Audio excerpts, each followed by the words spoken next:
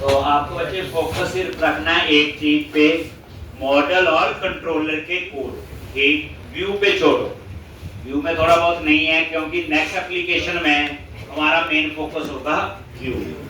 तो आपकी वो यही एप्लीकेशन है। अभी तो इसमें सिंगल टेबल है, नेक्स्ट एप्लीकेशन में मल्टीपल टेबल। ऐसे हम लोग ये तो कुछ समझा दिया था, ये में सारा क्लोज करते हैं हम लोग एक, और यहाँ पे भी एक क्लोज करते हैं। एक बार रन करके देख लेते हैं कहाँ पे थे। देखो बात वही है, याद करो जो फर्स्ट एप्लीकेशन बनाई थी ASP.NET में save update read find one, वही रही। अब ये जिस भी लैंग्वेज में काम करोगे ये सेम आपका। अब यहाँ पे एम्प्लॉइज पे क्लिक किया, यहाँ पे थे हम लोग, और न्यू एम्प्लॉय यहां तक हो गया था। अब यहाँ पे हम लोग नेम एंटर करेंगे, एड्रेस एंटर करेंगे और सैलरी, और सेव बटन के क्लिक में सारी इंफॉर्मेशन कहां स्टोर होगी, डेटाबेस में। जैसे मैंने खाली सेव कर दिया, ये वैलिडेशन लगी हुई है। सैलरी जो है वो इंटीजर है, इंटीजर में कभी नल नहीं आता, बट ये वैलिडेशन आई कहां से, क्या है, ये सारा अभी नहीं डिस्कस करेंगे, वो वैलिडेशन टॉपिक में, तो वो छोड़ो। अभी हमारा टारगेट है यहाँ नेम, यहाँ एड्रेस और यहाँ पे सैलरी। और जैसे हम इस पे क्लिक करें तो ये सारी इंफॉर्मेशन डाटाबेस में स्टोर होनी चाहिए। तो अब आप क्या करो, तो आप ये बात समझेंगे। पहले पूरा कंट्रोलर में गए, एम्प्लॉय कंट्रोलर, और यहां पे हमने क्रिएट नाम से क्या बनाया हुआ, एक्शन, और इसके लिए हमने कल क्या बनाया था, एक व्यू। उस व्यू पे जाना है तो सीधा क्रिएट पे राइट क्लिक करो कहीं पे भी, और ये ऑप्शन आती है गो टू व्यू, तो ऑटोमेटिकली उसके व्यू पे हमें ले जाए। एक यहां ना क्रिएट पे राइट क्लिक किया और गो टू व्यू। अब यहाँ पे तो बताया था ये फॉर्म टैग है, जितनी इंफॉर्मेशन फॉर्म के अंदर होगी वही इंफॉर्मेशन आपकी सर्वर पे जाएगी। तो इसमें सिर्फ तीन चीजें हैं, नेम, एड्रेस और सैलरी। लेकिन ये इंफॉर्मेशन जाएगी कब, तो इसी फॉर्म के अंदर बटन लगा हुआ सबमिट। तो जैसे मैं सबमिट पे क्लिक करूं तो फिर उसके लिए मुझे यहाँ पे एक एक्शन बनाना पड़ेगा। बस इसमें और इसमें फर्क होगा, ऊपर आपको लिखना पड़ेगा HTTP पोस्ट, बिल्कुल वही। और यहाँ पे पब्लिक एक्शन रिजल्ट, और यहां पे क्रिएट आ गया। और इसका नाम बच्चे आपने सेम रखना है, अभी इतना याद रखना।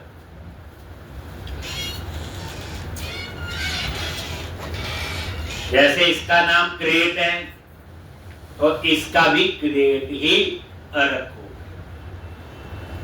जब ये सबमिट होगा, लेकिन ये एरर दे रहा है, इसमें आपको जो इंफॉर्मेशन सेव करनी है, तो जब वो सबमिट होगा तो ये एम्प्लॉय,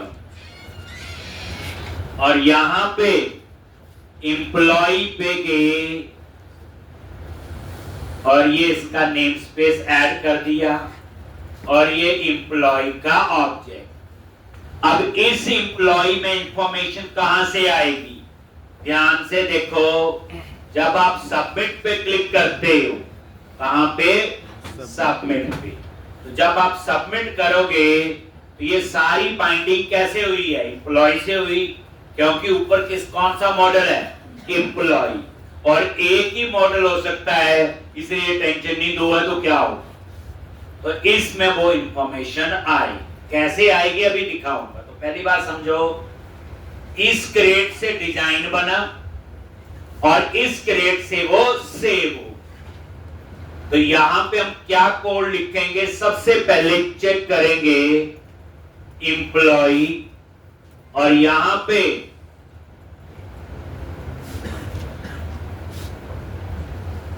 अगर ये नल है, मान लो इसमें कुछ भी नहीं आया, देन वो क्या करे? Return HTTP not found. अब कोड देखना है, चेक लगा दिया, वही नल है, तो इसको तो डाटा नहीं है, तो मैंने क्या रिटर्न किया? HTTP not found. अगर नल नहीं है तो क्या करें? उस डाटा को डाटाबेस में सेव करें। अब हम ASP.NET में जब काम करते थे, ADO.NET यूज करते थे, तब SQL connection, SQL command, query, cmd.parameter.add, यहां पे सिंपल context.employees.add, और क्या सेव करना है? ये पहली बात, ये कॉन्टेक्स्ट आपका ऊपर variable application dB context type का जी, एक, और यहां क्या लिखा? context.employees.add। ऐड क्या करेगा? डाटाबेस में ऐड करेगा टेबल में। ये एम्प्लॉइज क्या आपका टेबल है किस्म से। और उसके बाद सेव करने के लिए क्या लिखोगे? Save changes. बस ये 2 लाइन से ये डाटाबेस में डाटा सेव करेगा। पहले सोचो कितनी लाइन का कोड लिखना पड़ता था।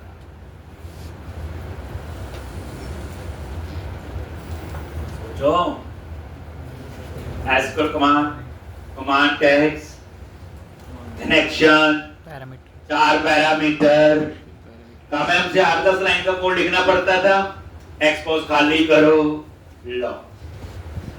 तो employees.add, देखो ना, employees पे F12 प्रेस करो, ना पता चले, देखो आ गया। अब ये employees कहां बना है? एप्लीकेशन डीबी कॉन्टेक्स्ट में। तो इसने क्या किया? उसमें ऐड कर दिया। क्या ऐड किया? लेकिन ऐड किया, सेव नहीं किया, तो उसके लिए सेव चेंज लिखना जरूरी है। और उसके बाद रिटर्न रीडायरेक्ट टू एक्शन, और कहां जाएगा? सेव होने के बाद कहां जाएंगे? इंडेक्स। कहां जाएंगे? इंडेक्स पे। तो यहां पे क्या लिख दिया आपने? बोलो, इंडेक्स एक्शन। ये होता है रीडायरेक्ट टू एक्शन, जैसे वहां रिस्पांस डॉट रीडायरेक्ट होता है। ठीक, अब आप यहां ब्रेक पॉइंट लगाओ, बताया और टेस्ट करना। जब भी कोड पहली बार लिखना है, जरूर बच्चे टेस्ट करना ब्रेक पॉइंट लगा के, ठीक, तभी उसकी अंडरस्टैंडिंग होगी। नेक्स्ट टाइम आता ही होगा बिल्कुल। अब आप इसको देखो, तो रीडायरेक्ट टू एक्शन क्या करेगा? इंडेक्स एक्शन पे जाएगा, और ये इंडेक्स एक्शन हमने ये बनाया, यहां जाएगा। जब वो यहां आएगा तो ऑटोमेटिकली इंडेक्स के व्यू पे जाएगा। ठीक, यहां सारी कहानी कंट्रोलर और एक्शन की है। कंट्रोलर नाम इसलिए नहीं लिखा क्योंकि इसी पे कंट्रोलर में बैठे हैं। दूसरा कंट्रोलर होता स्टूडेंट कंट्रोलर, उसका कोई एक्शन होता तो मुझे रीडायरेक्ट टू एक्शन में वो लिखना पड़ता। जैसे रीडायरेक्ट एक्शन पे देखो, F12 प्रेस करो, देखो कितने ओवरलोड है इसके, नजर मारो। तो हमने तो सीधा एक्शन नेम लिखा, ये देखो, ये हमारा तो यही था, लेकिन ये देखो एक्शन का नेम और कंट्रोलर का नेम। ठीक, आगे बताएंगे और भी चीजें क्या क्या इसमें है। तो ये आ गया। अब मैं इसको रन करता हूं, ध्यान से देखोगे।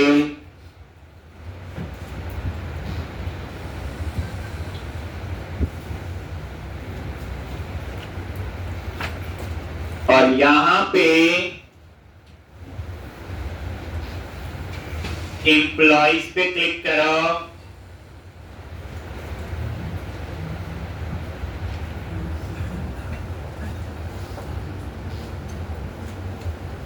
और यहां पे न्यू एम्प्लॉय आगे यहां पे नेम एंटर किया जी, कुछ भी आप लिख सकते हो ऐसे, एड्रेस, और यहां पे सैलरी। अब जैसे क्रिएट पे क्लिक किया बटन पे, इंफॉर्मेशन सबमिट होगी, आ गया वहां, ये देखो आ गया इस पे, ये यहां रुक गया आके, समझना है।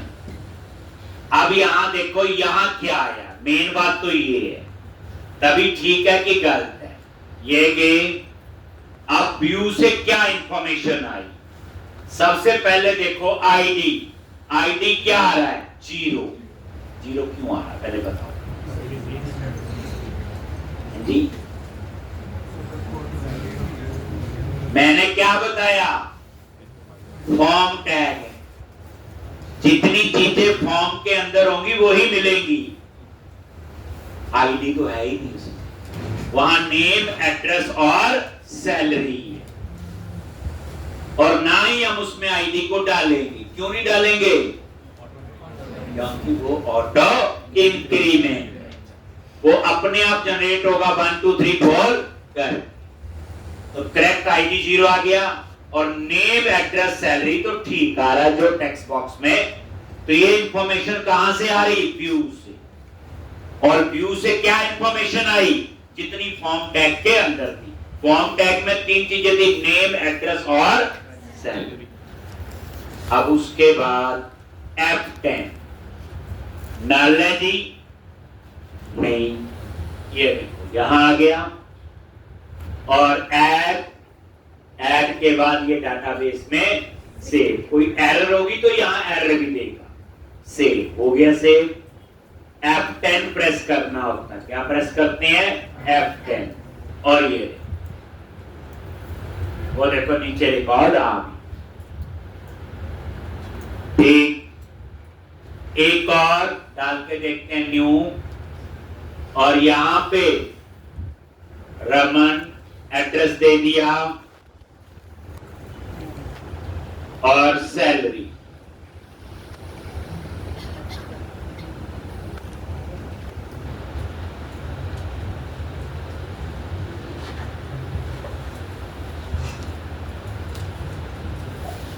एक, और ये देखो आईडी 0 है, नेम, एड्रेस, सैलरी, नल, और ऐड, सेव, और रीडायरेक्ट टू एक्शन।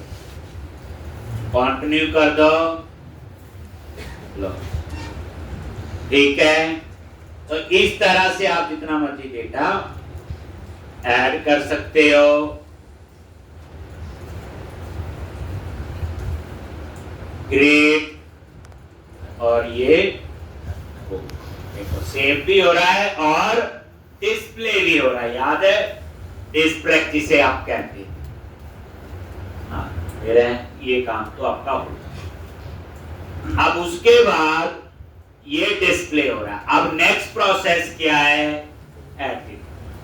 अब मैं चाहता हूं जैसे एडिट पे क्लिक करूं, डिटेल आए और मैं उस डिटेल को मॉडिफाई कर पाऊं, अपडेट का को। पहले ये एडिट का बटन, ये पाइप आ रही बीच में नजर आ रहा है, देखो एक एक, ये भी हम हटा कैसे।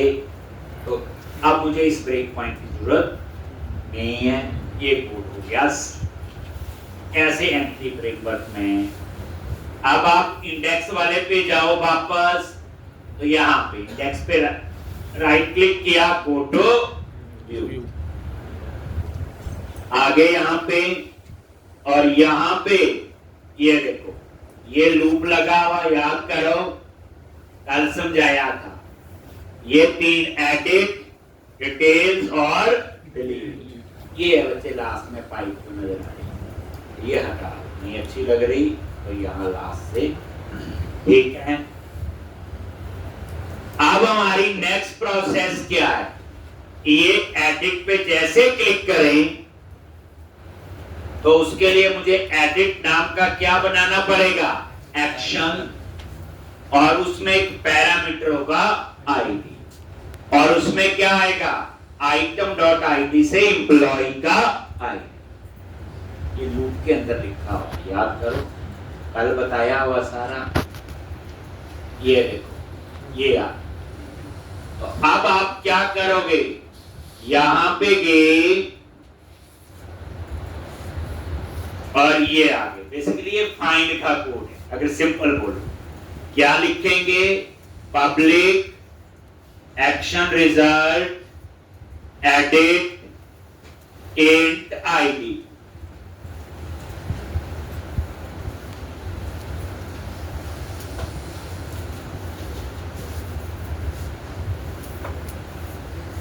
पहली बात देखो, यहां पे जो ये पैरामीटर है आईडी, अगर आपने इस पैरामीटर का नाम ENO रख दिया तो फिर कंट्रोलर में भी क्या लिखना पड़ेगा, यहां पे EN, ध्यान रखना है।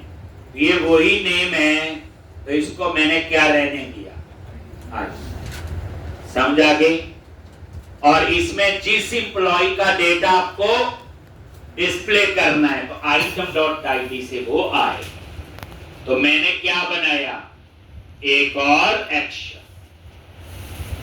अब यहां पे क्या लिखेंगे, पहले फाइंड करेंगे। तो कल बताया था वह डाटा टाइप जिसमें किसी भी टाइप का डेटा आप स्टोर कर सकते हो।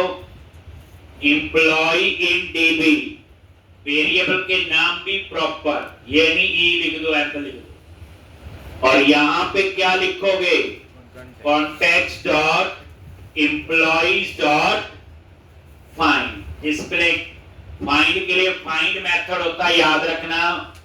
और ये आईडी क्या आपका पैरामीटर, ठीक। और याद रखना जो फाइंड मेथड है ये हमेशा प्राइमरी की पे ही फाइंड करेगा। और प्राइमरी की एक टेबल पे एक हो सकती है, एक से ज्यादा कभी भी नहीं हो सकती। और फाइंड में हमने वो आईडी पास कर दिया और हमारा आईडी है भी वैसे क्या, प्राइमरी की। ये ना एम्प्लॉय के मॉडल में ये आईडी की बात बोले तो क्या बोल रहे हम लोग, ठीक। ये देखो F12, ये एम्प्लॉय मॉडल पे आ जाते, इस आईडी की बात कर रहे हैं, तो ये प्राइमरी की है। तो याद रखना, जैसे वहां फाइंड के लिए क्वेरी लिखते, select star from table name where emp number is equal to this, ये वो होती, ठीक। तो ये वही हो गया कॉन्टेक्स्ट।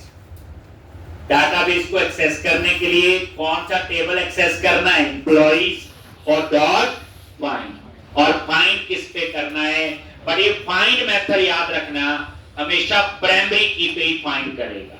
अगर नॉन प्राइमरी पे करना है तो आगे बताएंगे वो क्या हो।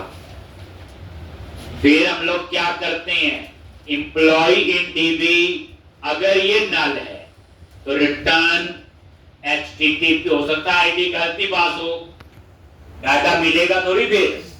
तो मैंने चेक कर लिया, अगर नल है देन रिटर्न नॉट फाउंड। अगर नल नहीं है तो फिर उस एम्प्लॉय की इंफॉर्मेशन मुझे व्यू में डिस्प्ले करनी है। तो एम्प्लॉय इन DB,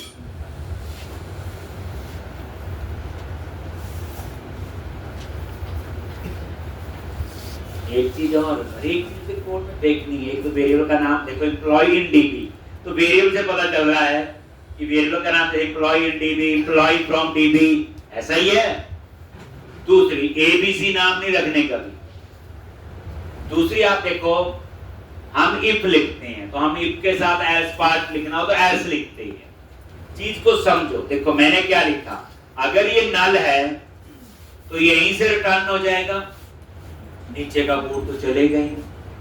फिर मैं एल्स क्यों लगाऊं, एक लाइन, कंपाइलर को क्यों परेशान करें, फिर एक लाइन और लिख के इसको भी चेक कर। ध्यान से, जब बच्चे यहीं से रिटर्न हो गया तो नीचे वाला कोड चलेगा, तो एल्स क्यों लिखे फिर। हाँ, अगर ये नल नहीं है तो अंडरस्टूड है, फिर वो इसी लाइन पे आए। तो यानी कोड लिखने पे जोर नहीं देना, समझना है, ठीक। अब हम लोग क्या करेंगे, एडिट नाम का क्या बनाएंगे, व्यू, और वहां क्या लगेंगे, टेक्स्ट बॉक्स, नेम, एड्रेस और सैलरी, ठीक है जी। अब नोटिस करो, यहां देखा क्रिएट का व्यू लग कितना लाइट होगा, एडिट का व्यू लग, ऐसे बाकी काम के अलग अलग व्यू बने हैं। और एट ए टाइम तो किसी एक की जरूरत होगी, सारे इकट्ठे थोड़ी चाहिए आपको। तो लाइट वेट होगा व्यू, नहीं परफॉर्मेंस बेटर होगी, पेज लाइट होगा। अभी हम ASP.NET में क्या करते थे बच्चे, एक ही पेज पे सारा काम जाम, ASP वही सेव वही अपडेट वही लिखा था हमने। तो पेज हैवी होगा, जितना पेज हैवी होगा सर्वर से उतना ज्यादा टाइम लगेगा। तो MVC में इस वजह से भी परफॉर्मेंस बेटर होती है। तो अब हम एडिट नाम का क्या बनाएंगे, व्यू। कैसे बनाते हैं बोलो, व्यूज फोल्डर पे गए, उसके अंदर कंट्रोलर नाम से एम्प्लॉय फोल्डर बना हुआ, और एम्प्लॉय पे राइट क्लिक करो, ऐड व्यू।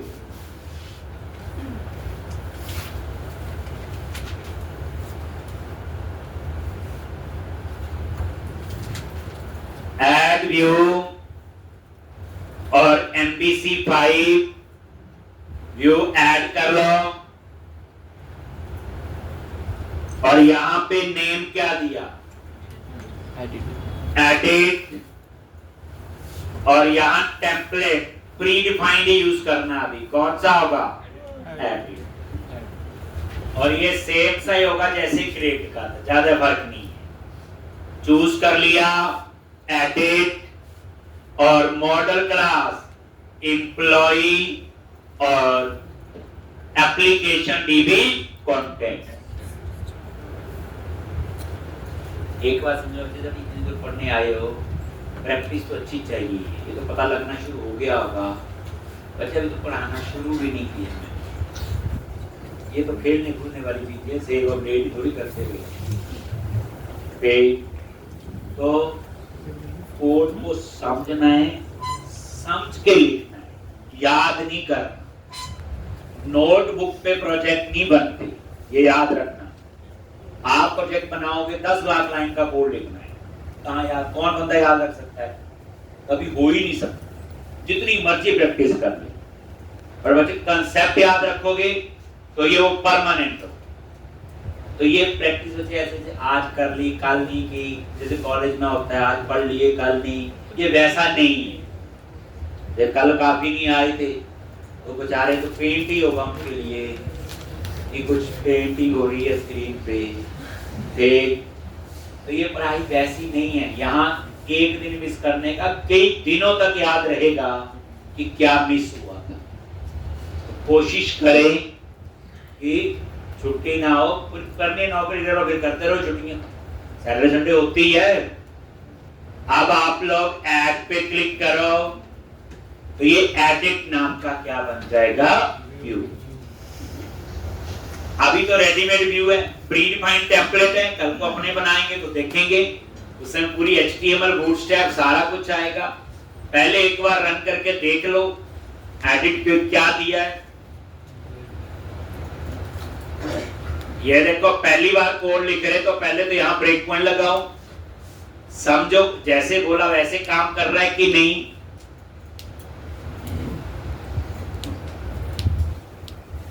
एम्प्लॉइज पे क्लिक किया और किसी भी एडिट पे क्लिक करो, लो आ गया यहाँ पे, क्योंकि एक्शन एडिट है। और ये आईडी में चेक करो, आईडी आ रहा है, देखो आ गया आईडी, जो पैरामीटर से था 2 आ गया। अब F10, अब यहां फाइंड किया होगा, लो जी फाइंड करके चेक करो डाटा आया भी है कि नहीं, देखो परफेक्ट, आईडी 2 आ गया, एड्रेस आ गया, नेम, ये देखो आ रहा सारा कुछ। देख ये टेबल से डाटा आया बच्चे, फाइंड कहां से फाइंड कर रहा है, ये वो क्वेरी है जो मैंने SQL रिफ्लेक्ट स्टार हूं, table name where f number. ठीक, F10 आगे यहां पे। अब इसके बाद कहां जाएगा, इसके व्यू पे। तो एम्प्लॉय इन DB में जो इंफॉर्मेशन है वो कहां पहुंच जाएगी, फिर व्यू पे। देखो ये पूरे स्टेप्स वो चल पड़े जो आपको लिखवाए थे, और सीधा कंटिन्यू करो, ये देखो आ गया। अब हम इसको थोड़ा ठीक कर लेंगे, एडिट की जगह क्या आएगा, एडिट एम्प्लॉय, इसको हम हटा देंगे। नेम एड्रेस एडिट ठीक आ रहा है, इस बटन का थोड़ा सा फुट स्टेप अप्लाई कर देंगे। लो जी, तो इतना काम तो आपका ये हो गया। तो ये ब्रेक पॉइंट आपको समझ आ गया तो हटा दो, नहीं तो बार बार टाइम लगेगा। चेक जरूर करो कि ठीक चल रहा है कि नहीं।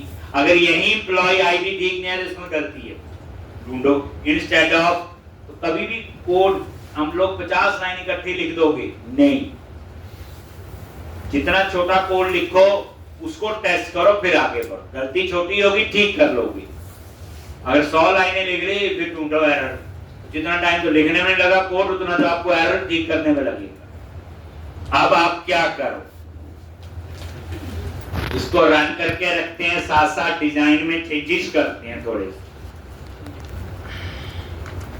एम्प्लॉइज और यहां एडिट पे क्लिक किया, आ गया यहां पे। तो अब हम इस डिजाइन को देखते हैं। तो ये एडिट वाला ही पेज है। पहली लाइन समझ आ गई, मॉडल ऐड हो गया, एक ही एम्प्लॉय का डेटा आ रहा है, टूल लिस्ट तो है नहीं। @ मॉडल, कौन सा मॉडल? एम्प्लॉय। ये सारा कल इसको चेंज कर लो, एडिट एम्प्लॉय, थोड़ी सी क्या अप्लाई कर लो, बोलो जी। अब देखो वोट से आप धीरे धीरे अपने आप ही आपको पता चल जाएगा। लो जी, थोड़ी बहुत आप भी कर ले ट्राई।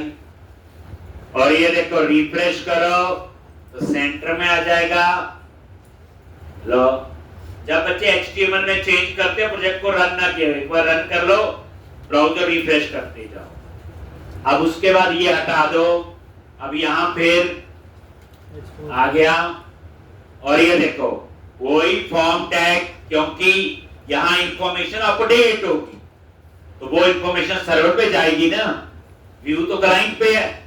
तो फिर वही कल ही बताया था, यूजिंग किसके लिए होता? डिस्पोजेबल ऑब्जेक्ट्स बनाने के लिए। बिगिन फॉर्म, ये फॉर्म टैग शुरू होगा। और ये सिक्योरिटी के लिए एंटी फ्रोजी टोकन, ज्यादा नहीं।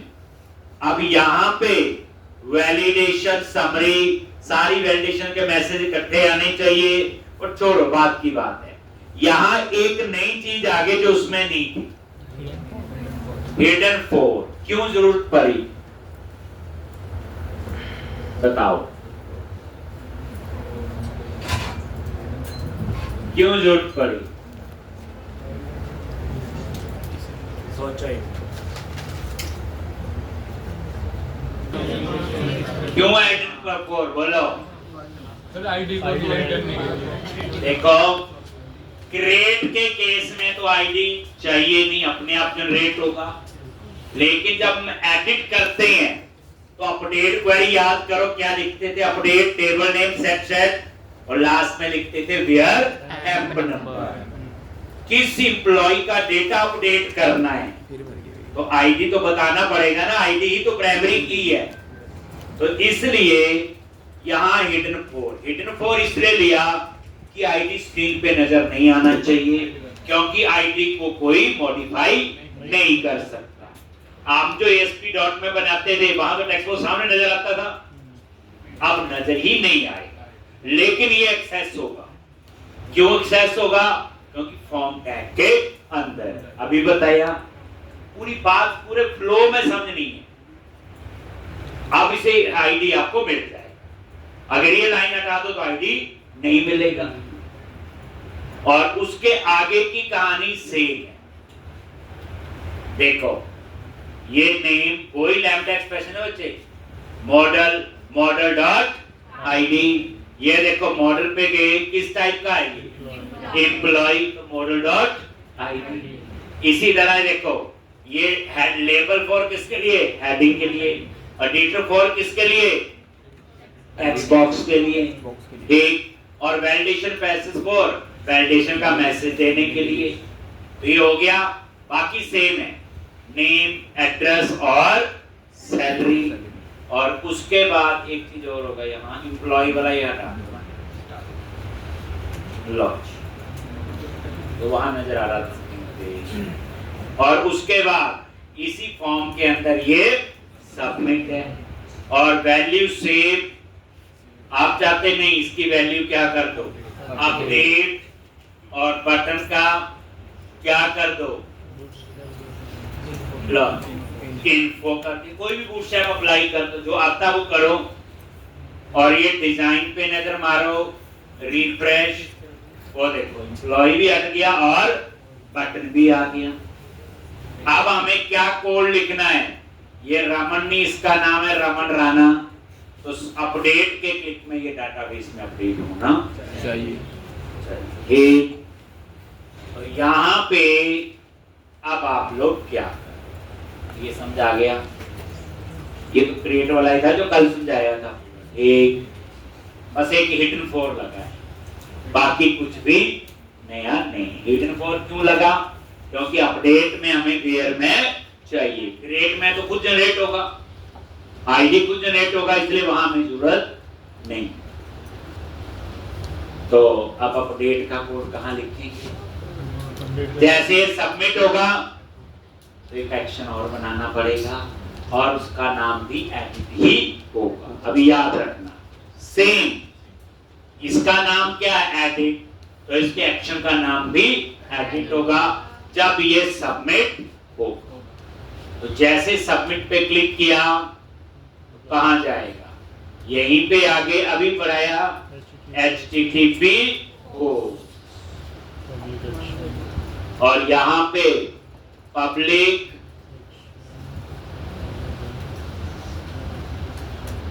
एक्शन रिजल्ट, क्या नेम रखोगे, एडिट। और यहां पे क्या आएगा, एम्प्लॉय की इंफॉर्मेशन जब वो सबमिट हो। ये देखो सबमिट होगा एडिट में, इनपुट टाइप सबमिट है, फॉर्म टैग के अंदर है, तो जब ये सबमिट होगा तो ये इंफॉर्मेशन आएगी ना पूरे एम्प्लॉय की। तो बेसिकली इसको ऐसे रिकॉग्नाइज कर सकते हो, ये इंफॉर्मेशन कहां से आ रही, व्यू से। अब व्यू में क्या है, हिडन में आईडी, नेम, एड्रेस और सैलरी में टेक्स्ट बॉक्स। तो अब यहां पे सबसे पहले क्या करेंगे, बोलो, थोड़ी बहुत आदत पड़ चुकी है अच्छी आपको, पहले चेक करो इसमें आया भी है कुछ की नहीं, HTTP नॉट फाउंड। अगर इसमें डेटा है,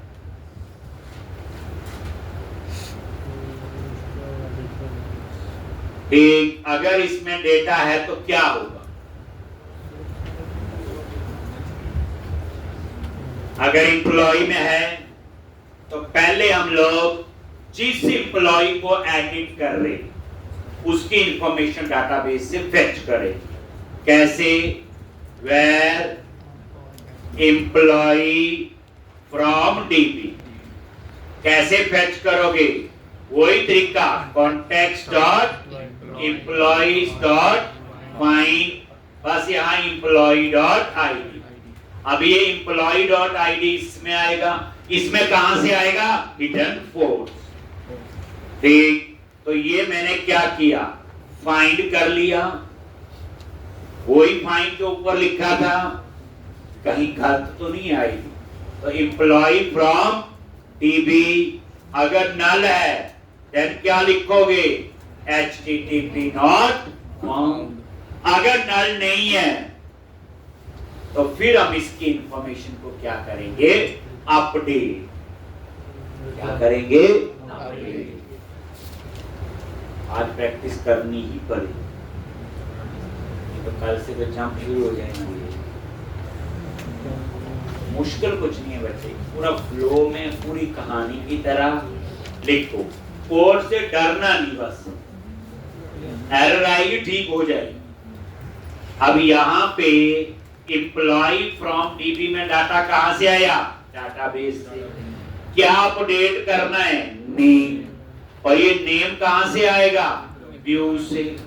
एम्प्लॉय का कहां से आ रहा है, ये व्यू, व्यू बोले तो टेक्स्ट बॉक्स। और क्या अपडेट करना है, बोलो, एड्रेस, क्या लिखेंगे, employ dot address, employ dot salary, employ dot salary, employ dot salary,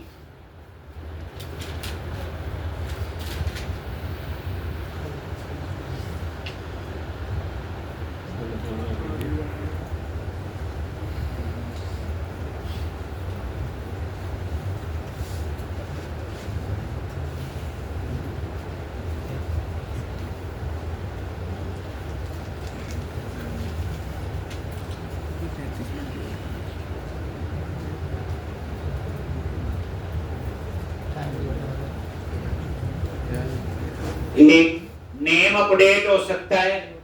ये बच्चे लेफ्ट हैंड साइड में कहां पे है डाटाबेस, राइट हैंड साइड कहां से आ रहा है व्यू से। और उसके बाद अपडेट ऐसे नहीं होगा जब तक आप ये लाइन नहीं लिखोगे तो ये अपडेट नहीं होगा। अब इतने से ये अपडेट होगा। लॉज तीन चीजें होंगी, नेम अपडेट हो सकता है, एड्रेस और सैलरी। आईडी तो हम अपडेट कर नहीं रहे। और सेव होने के बाद कहां जाएंगे, रिटर्न रिट्रैक्टो एक्शन। और यहां पे इसको ऐसे भी लिख सकते हो, नेम ऑफ इंडेक्स। बात सेम ही है जो ऊपर लिखी।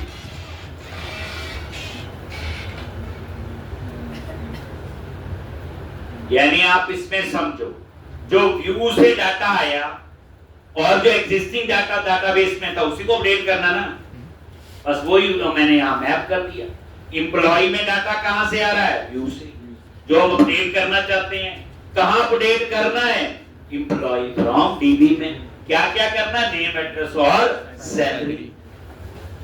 ब्रेक पॉइंट लगा दिया, साथ ही टेस्ट करेंगे, फिर आगे जाए। आप रन करो इसको।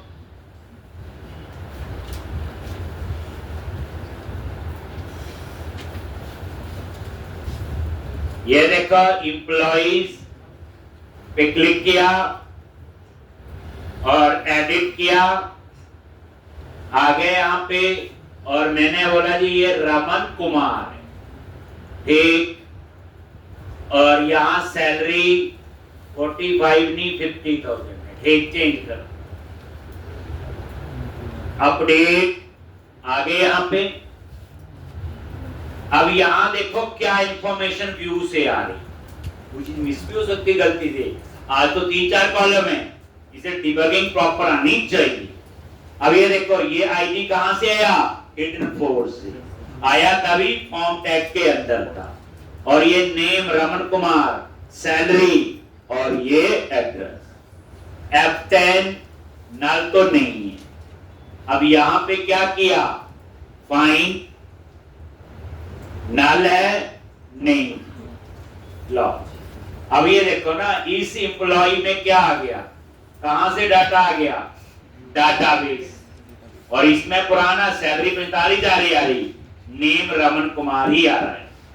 लेकिन अब आप यहां देखो, ये इसको अपडेट करेगा। कब अपडेट करेगा, सारी इंफॉर्मेशन, सेव चेंजेस। और सेव के बाद कहां जाएगा, ठीक। और ये देखो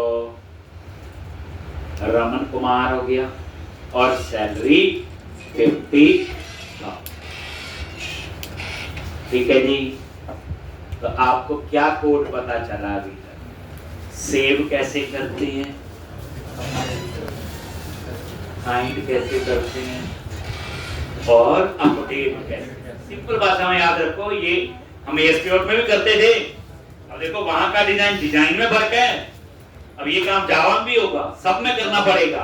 और डाटाबेस हैंडलिंग नहीं आती तो जीरो, बाकी कोई फायदा नहीं पड़नी। अब आप लोग ये ब्रेक पॉइंट हटा लिख लिया सबने। ये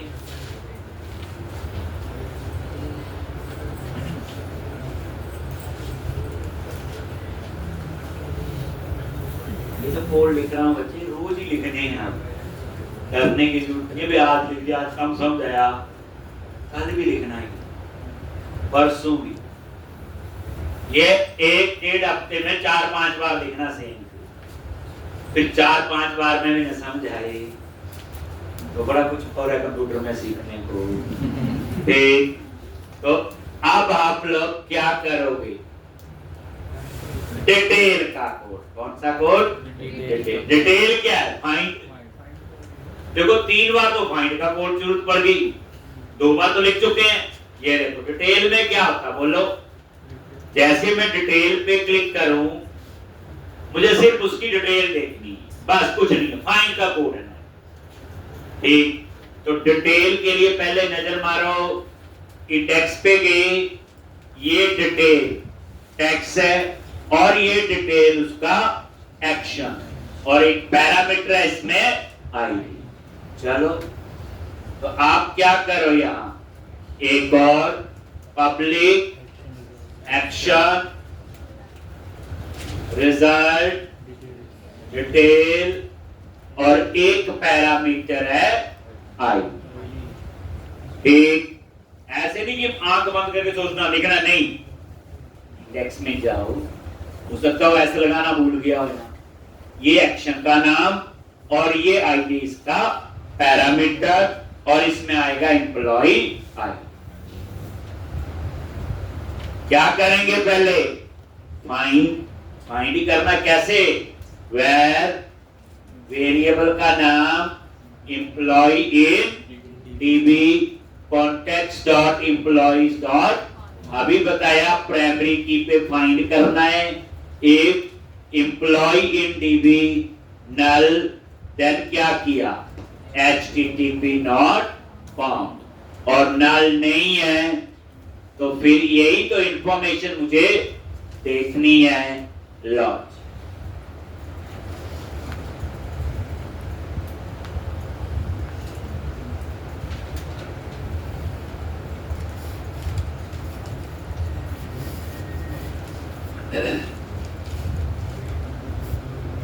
ये सेम कोड ऊपर लिखा है एडिट में, सेम ही है। फिर हम क्या करेंगे? डिटेल्स नाम का व्यू बनाएंगे और वहां इंफॉर्मेशन डिस्प्ले करेंगे।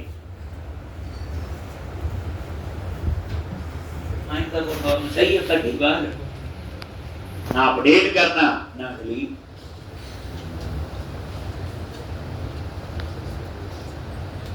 थोड़ा लगेगा जैसे प्रोजेक्ट में काम होती है चीजें, थोड़ी सी वैसी सी पढ़ना, और याद रखना ये एमबीसी आर्किटेक्चर है जो हम पढ़ रहे हैं। किसी भी लैंग्वेज का एमबीसी फ्रेमवर्क है वो ऐसे ही काम करेगा, मॉडल व्यू कंट्रोल होगा ही होगा जैसे हम लोग कर।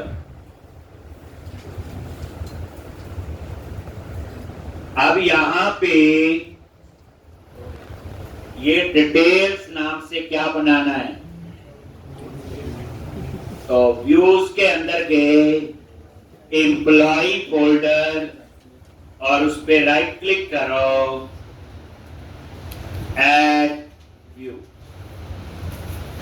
और वही MVC 5 व्यू, और यहां नेम दे दिया डिटेल्स। क्या नेम दिया इसका? डिटेल्स, और इसके लिए भी प्री डिफाइंड टेम्पलेट है डिटेल, और यहां पे मॉडल क्लास एम्प्लॉय और नीचे एप्लीकेशन डीबी कॉन्ट्रैक्ट। ठीक है जी।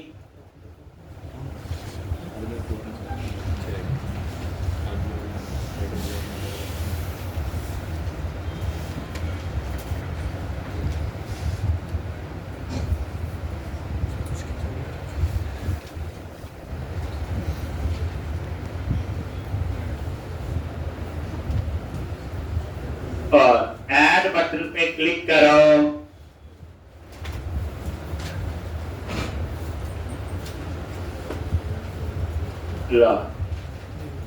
तो पहले ये समझा गया।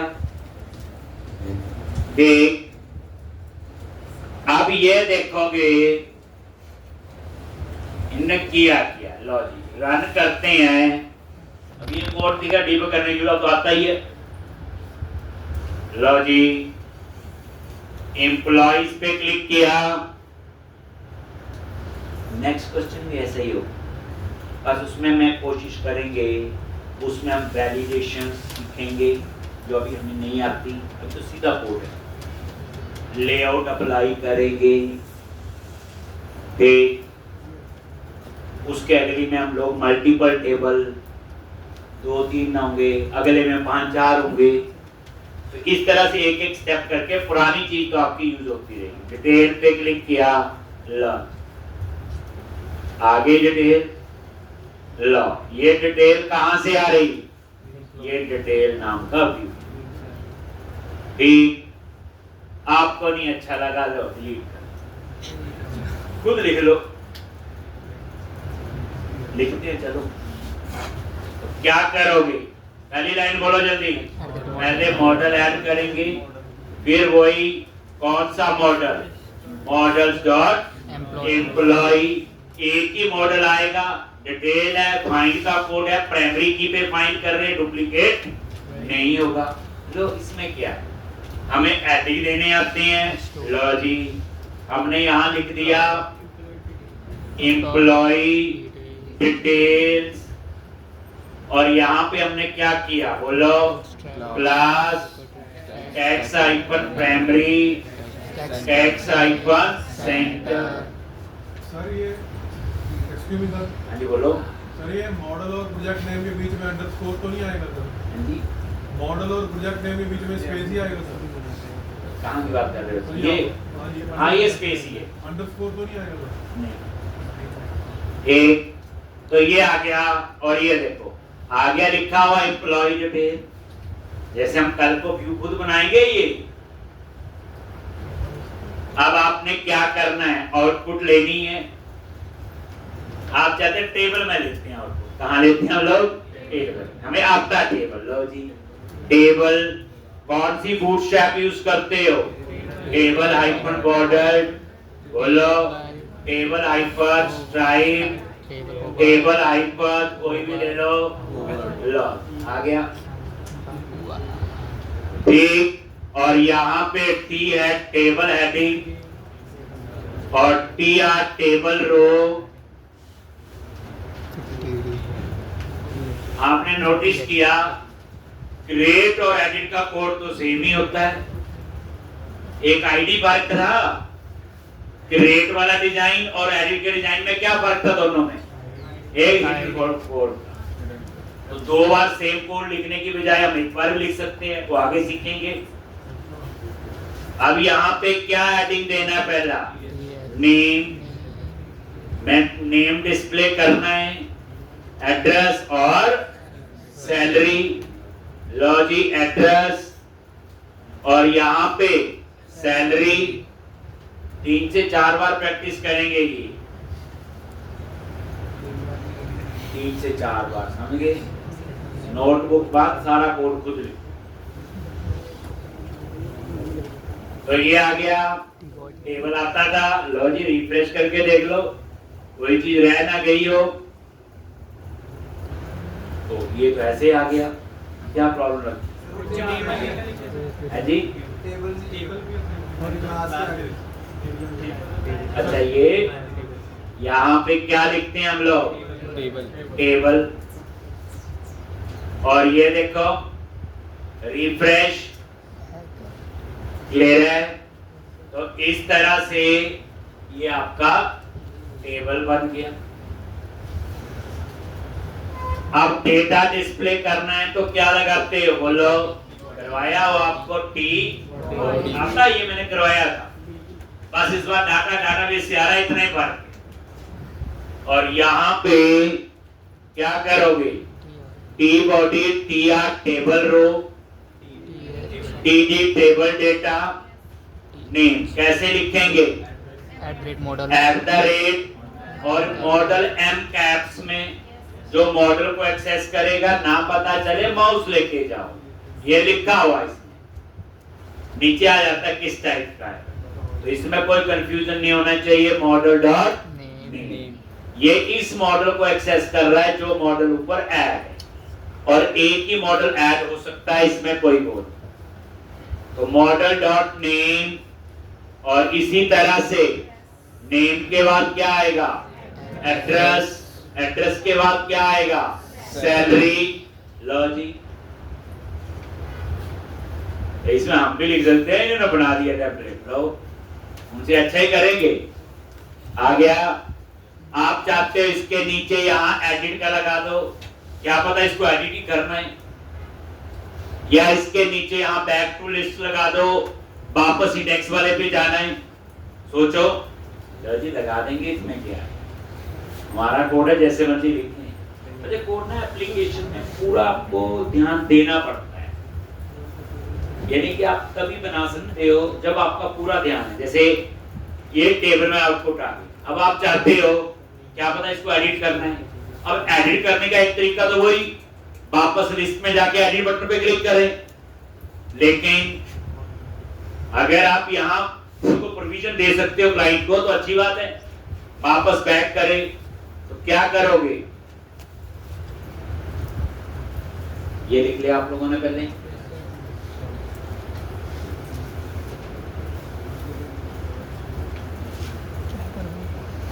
ये टेबल, और टेबल के अलावा बाहर क्या लिखना है, लो @html डॉट एक्शन लिंक, क्या लिखेंगे, एडिट पे जाना है और एक्शन का नाम क्या है, एडिट, और इसमें एक पैरामीटर है, अभी बताया आईडी, और ये आईडी कहां से आएगा, मॉडल डॉट आईडी। यहाँ बच्चे आगे लगा हुआ तो बीच में लगाने की जरूरत नहीं है। लो जी, यहाँ पे क्या बन गया, एडिट का बीआर क्या होता, ब्रेक, ब्रेक बोले तो न्यू रो, बोले तो /n, जैसे सी में होता है। एक और बना लो, लो एक्शन लिंक, टेक्स्ट दे दिया मैंने, क्या, बैक टू लिस्ट, कहां जाना है, इंडेक्स, और यहां लिख दिया इंडेक्स, तो बनाए हुए कॉल ही करने दे, एक बनाए तो आई है, इंडेक्स सेक्शन बना हुआ, एडिट बना हुआ, यही तो रीयूजेबिलिटी है। ये नजर मारो, अभी ये देखो, रिफ्रेश करो, नीचे आ जाएंगे, ये देखो एडिट पे क्लिक किया, वो एडिट वाला व्यू आ गया, अपडेट का कोड लिख दिया था हमने, ये देखो इन्होंने बैक टू लिस्ट लगाया हुआ। जैसे आप डिटेल पे गए और ये देखो बैक टू लिस्ट, ये भी चल रहा है, तो इस तरह से ये काम कर रहा है। देखोगे, ये लिख लो, अब उसके बाद क्या है, डिलीट, एक बचा, कौन सा, डिलीट, उसके लिए ना कल आना पड़ेगा आपको, पर जो करवाया प्रैक्टिस करके आओगे बच्चे। एक है ये सेव, अपडेट, डिलीट, फाइंड, ये तो आप मानते हो। इससे पहले मैं 2 बार करवा चुका हूं, इनलाइन क्वेरी से और स्टोर प्रोसीजर से। थर्ड टाइम हम किस में कर रहे हैं, एमपीसी। चौथी टाइम हम लोग एंगुलर में भी करेंगे, रेक्ट में भी करेंगे, नोड में भी करेंगे, हर लैंग्वेज में आना चाहिए। कल हम डिलीट वाला करेंगे।